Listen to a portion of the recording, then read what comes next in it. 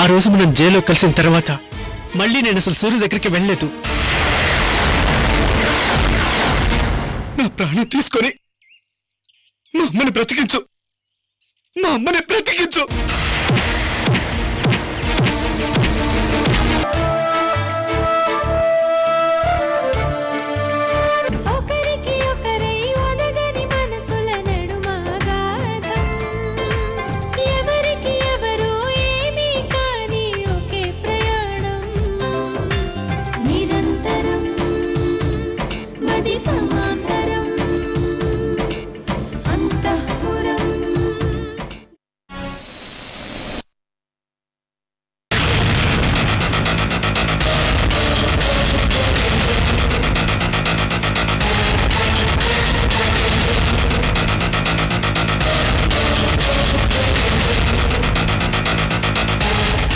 ఎందుకలా స్తంభాన్ని కొట్టుకుంటున్నావు? పిచ్చా? రక్తం.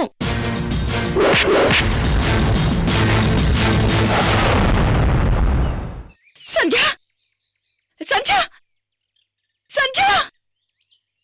ఒక్క నిమిషం ఆగా మరిసి చాలు, ఎక్కడికి వెళ్ళిపోతుందో ఏమో. సంధ్య!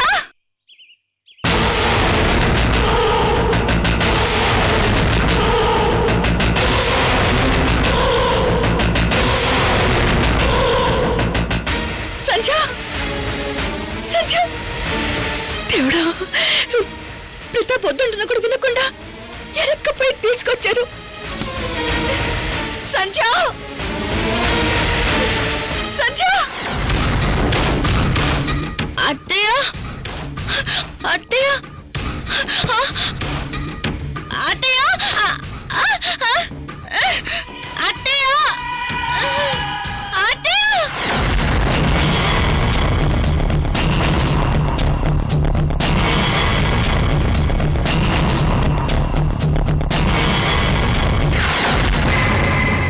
నా జీవితాన్ని నాశనం చేశావు. మా అమ్మ ప్రాణాల మీదకి తీసుకొచ్చావు. ఆ వేలిలో ప్రశాంతత లేకుండా చేస్తున్నావు. ఇదంతా నీ వల్లే. నాకేం తెలీదు అత్తయ్య, నేను మా అత్త దగ్గరికి వెళ్ళిపోతాను. తెలీదా? నీకేం తెలీదా? అంత నంగనచ్చివా? గుర్తు తెచ్చుకో. ఆ రోజు ఏం జరిగిందో గుర్తు తెచ్చుకో.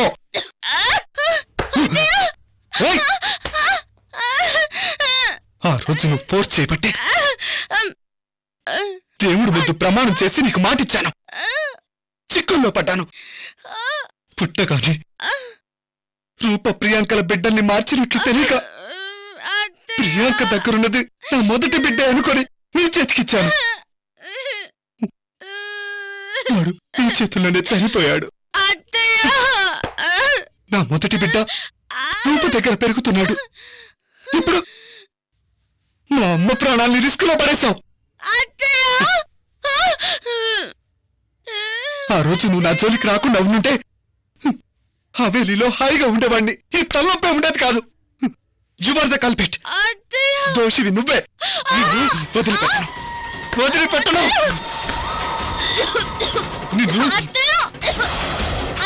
నిన్ను వదిలిపెట్టను, వదిలిపెట్టను. సంధ్య! సంధ్య! నిన్ను వదిలిపెట్టను.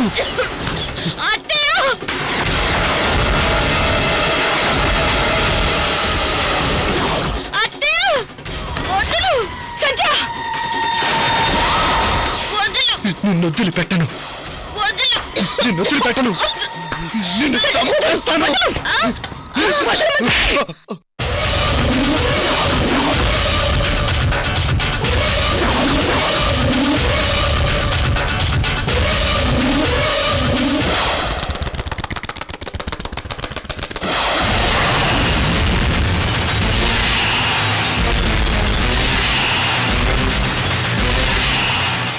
నువ్వు అసలు మనిషివేనా? మీ అమ్మ వల్ల ఇది గొడ్రాలయ్యింది. దాంతో మతి తప్పి పిచ్చిదయ్యింది.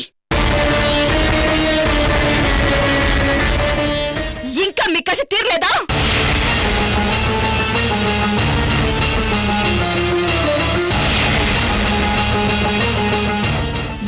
మారతారు నువ్వు మీ అమ్మ.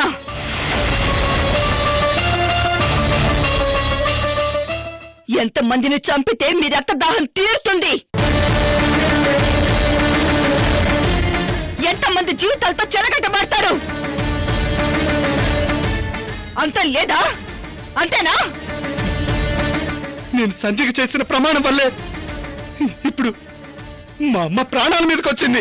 మీ అమ్మ కారణంగానే రాణి రాజేశ్వరీదేవి చచ్చిపోయింది. మీ అమ్మ కారణంగానే నా చెల్లెలు చేయని హత్య నేరానికి జైలు శిక్ష అనుభవించింది. మీ అమ్మ కారణంగానే ప్రతాప్ పుట్టగానే కన్న తల్లికి దూరం అయ్యాడు. 25 ఏళ్లు కన్న తల్లెవరో తెలియకుండా బతికాడు. ఇన్ని ఘోరాలకి కారణమైన మీ కన్న తల్లిని ఏం చెయ్యాలి? ఎలా చంపాలి?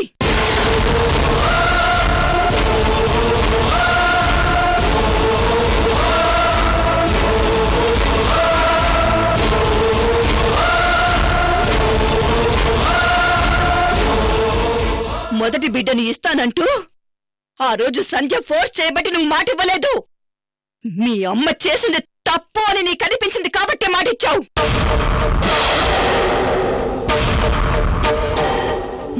మాతృత్వం కోల్పోయిన సంధ్యకి న్యాయం చెయ్యాలనిపించి మాటిచ్చావు.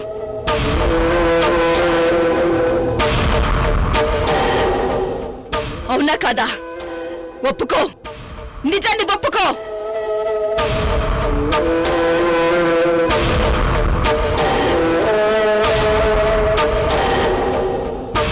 మరి న్యాయం చేశావా? మరింత అన్యాయం చేశావు. చచ్చిపోబోతున్న బిడ్డని వద్దంటున్నా వినకుండా సంజయ్ చేతుల్లో పెట్టి నీ పని అయిపోయిందనుకున్నావు. చేతులు దులిపేసుకున్నావు. మీ అమ్మ క్షేమంగా ఉంటే చాలు అనుకున్నావు. కానీ నువ్వు చేసిన దానికి ఫలితం ఏంటో తెలుసా? ఇదిగో ఇదిలా పిచ్చిదైపోయింది.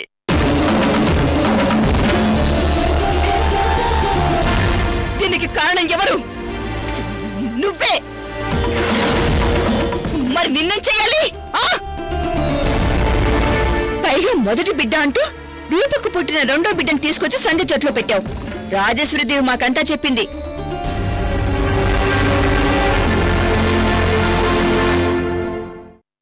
వెళ్ళు, నీ మొదటి బిడ్డను తీసుకొచ్చి సంజయ్కివ్వు.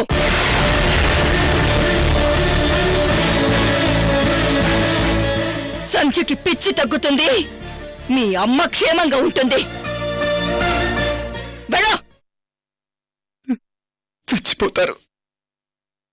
రూపా ప్రియాంకలు తట్టుకోలేరు. చూస్తూ చూస్తూ వాళ్ళకి అన్యాయం చేయలేరు. అయితే నీ కర్మ. ఇక నీకెవరు సాయం చేయలేరు.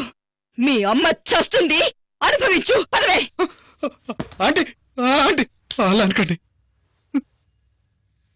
ఏం చేయాలో దిక్కు తోచకే ఇలా దేవుడి దగ్గరికి వచ్చాను. మొర పెట్టుకుంటున్నాను. నీ కాళ్ళు పట్టుకుంటాను. ఎలాగైనా నేను ఈ ప్రాబ్లం నుంచి బయటపడాలి. మీరే ఏదైనా మార్గం చూపించండి. మా అమ్మని దక్కించుకునే మార్గం చెప్పండి. జీవితాంతం మీకు రుణపడి ఉంటాను. Please aunty.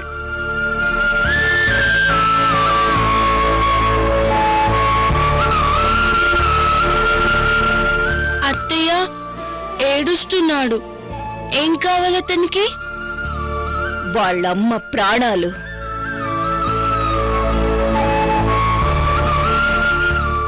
అవి ఎక్కడున్నాయి? నీ దగ్గరే. నా దగ్గర? ఇచ్చేద్దామా?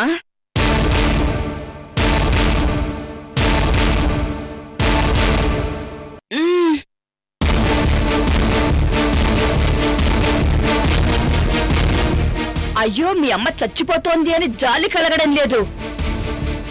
పాపం బిడ్డ ఏడుస్తున్నాడని గుండె కరుగుతోంది. అందుకే నీకో పరిష్కారం చూపిద్దామనుకుంటున్నాను.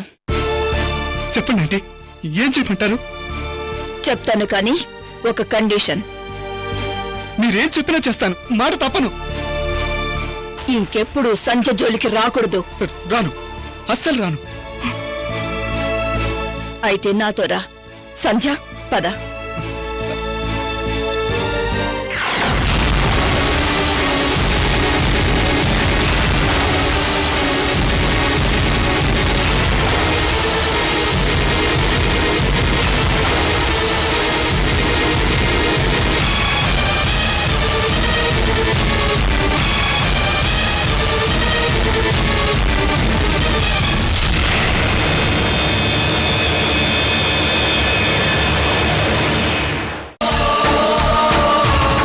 సంధ్య, ఇలా కూర్చో. సందీప్, నువ్వు కూడా కూర్చో.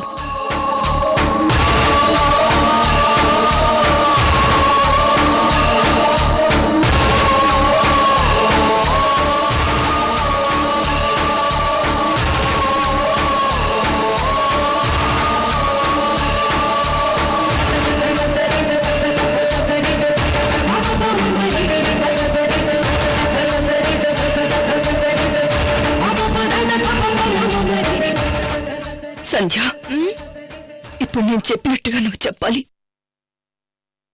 సరేనా?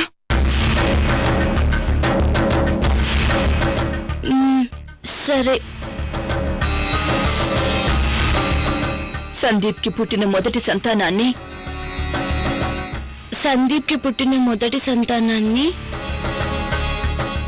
నేను తీసుకోవాలన్న వాగ్దానాన్ని నాకు నేనుగా మనస్ఫూర్తిగా వెనక్కి తీసుకుంటున్నాను.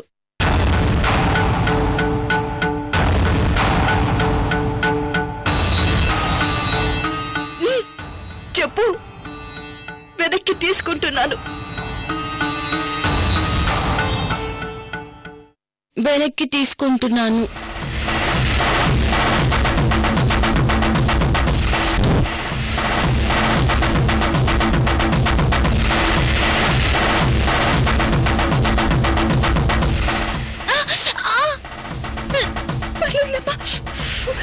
తగ్గిపోతుంది.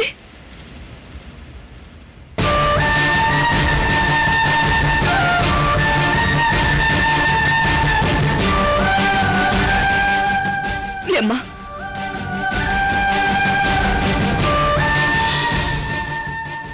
చాలా తృప్తిగా ఉందా? ఇక మీ అమ్మని, అదే ఆ పాపిని చిరాయుగా బ్రతకమని చెప్పు. తాను సంధ్యకి ద్రోహం చేసినా కూడా సంధ్య పెద్ద మనసుతో ఆవిడకి ప్రాణభిక్ష పెట్టిందని చెప్పు. ఇకనైనా బుద్ధిగా బతకమని చెప్పు. పద.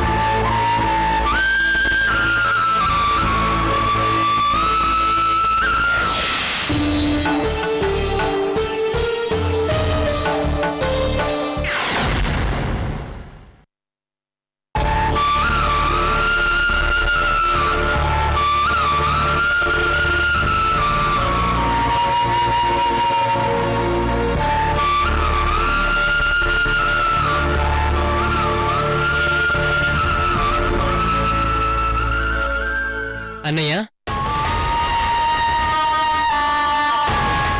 ఎలా ఉన్నావు?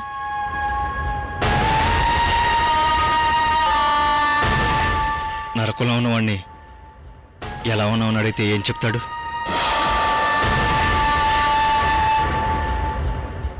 నువ్వు నరకంలో ఉండడం కాదు, నీకు నువ్వే నీ బతుకుని నరకం చేసుకుంటున్నావేమో అనిపిస్తుంది. చిన్నవాణ్ణి, నిలదీసే హక్కు నాకు లేదు. అయినా అడగకుండా ఉండలేకపోతున్నాను. నువ్వే ఏదో తప్పు చేస్తున్నావు అనిపిస్తుంది.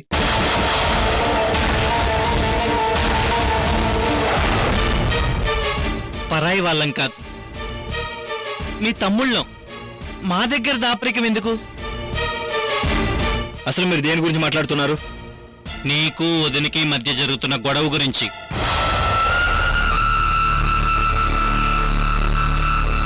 వదిన అసలు ఏమన్నావు? ఎందుకలా బాధపడుతుంది? తనేం చెప్పింది? చెబితే నిన్నెందుకు అడిగేవాళ్ళం? నా దగ్గర చెప్పడానికి ఏమీ లేదు, నన్ను వదిలేయండి. వదిలేసింది. వదిన మమ్మల్ని వదిలేసింది, ఇంట్లో నుంచి తరిమేసింది. అవునన్నా, ఇంకెప్పుడు మీ ముఖాలు చూపించొద్దంది. దీనికి మాత్రం ఖచ్చితంగా కారణం నువ్వే. ఏ బతకలేరా? తన ఇంట్లో తరివేస్తే మీ బతుకు మీరు బతకలేరా? సిగ్గుండాలి.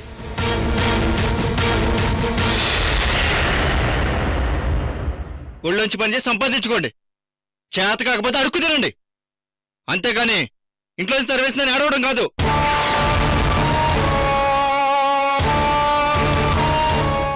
అన్నా, మేమేడుస్తుంది తిండి లేదనో, ఇంట్లోంచి మమ్మల్ని తరిమేసిందనో కాదు, నీకోసం. దేవత లాంటి వదిని నువ్వు దూరం చేసుకుంటున్నావు అనే బాధతో. నా బాధలో నేనేదో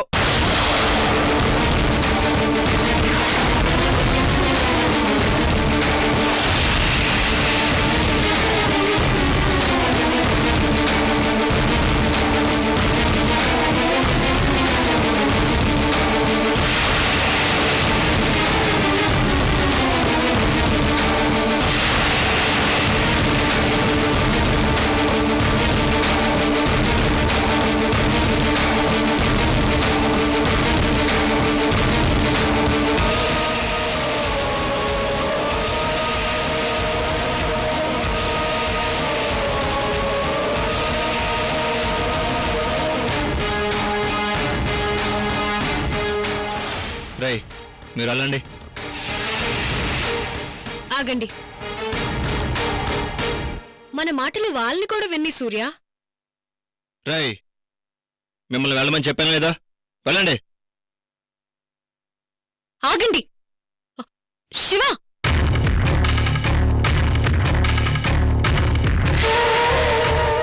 వాళ్ళని భయంతో పంపేశావు కదూ? భయం ఎందుకు? మంచివాడు అంటూ ఇన్నాళ్ళు వాళ్ల ముందు వేసుకున్న ముసుగు తొలగిపోయి నీ ఒరిజినల్ క్యారెక్టర్ బయట పడిపోతుందని.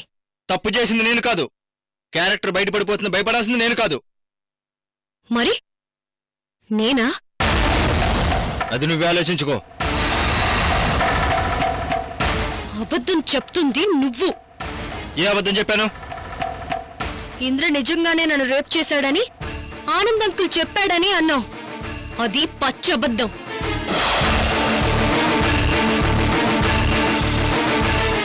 ఆ రోజు అంకుల్ అసలు నిన్ను కలుసుకోనేలేదు. చెప్పు, అబద్ధం ఎందుకు చెప్పావు? ఎందుకు నా మీద నింద వేస్తున్నావు? ఆనంద్ అంకుల్ చెప్పాడన్నది అబద్ధమే కావచ్చు, అంత మాత్రం చేత నింద అబద్ధం అవ్వాల్సిన అవసరం లేదుగా. సూర్య, సూర్య, ఏ ఆధారంతో నింద వేస్తున్నావు? నాకిప్పుడు కారణం కావాలి. చెప్పాల్సిన అవసరం ఉందనుకోవట్లేదు. తెలుసుకోవాల్సిన అవసరం నాకుంది. ఎందుకంటే అది నా శీలానికి సంబంధించిన విషయం. నీ ఇష్టం వచ్చినట్టు కమెంట్ చేస్తే ఊరుకునేది లేదు. బురద చల్లి తుడుచుకో అంటే ఎలా ఒప్పుకుంటాను? కారణం కావాలి. ఏ ఆధారంతో అన్నావో నువ్వు నాకిప్పుడు చెప్పి తీరాలి. ఆధారమే ఉండాల్సిన అవసరం ఉందా? మరి అనుమానం ఉంది, అడిగాను, నిజమనిపించింది, మనసులో ఉన్నది బయటకు అనేశాను.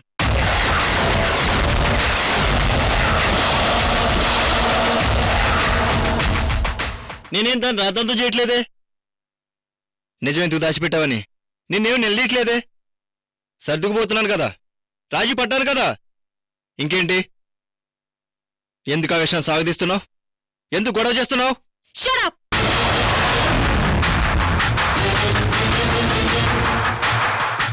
రాజీ పడి క్షమించేసి జాలిపడి నన్ను నీ భార్యగా అంగీకరిస్తున్నావు అంతేనా?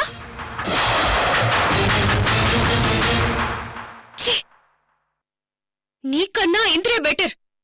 నీతి లేకపోయినా ఓపెన్ గా మనసులో ఉన్నది కక్కేస్తాడు. నీలాగా నాటకాలు ఆడలేదు. తప్పు చేశాను. అసలు వాణ్ణే పెళ్లి చేసుకుని ఉండాల్సింది.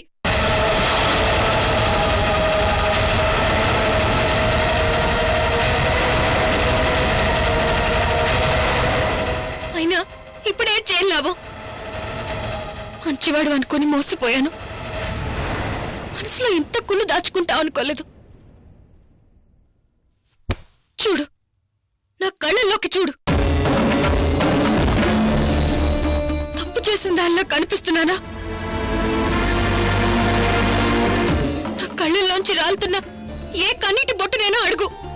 నేనెంత పవిత్రురాల్లో చెప్తాయి.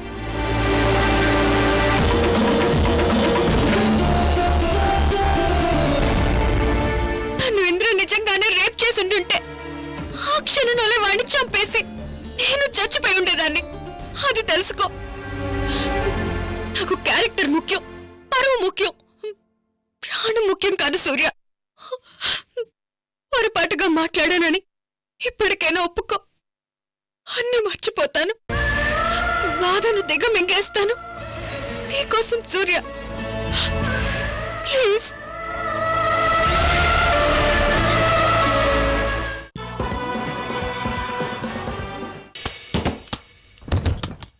చూడండి సార్,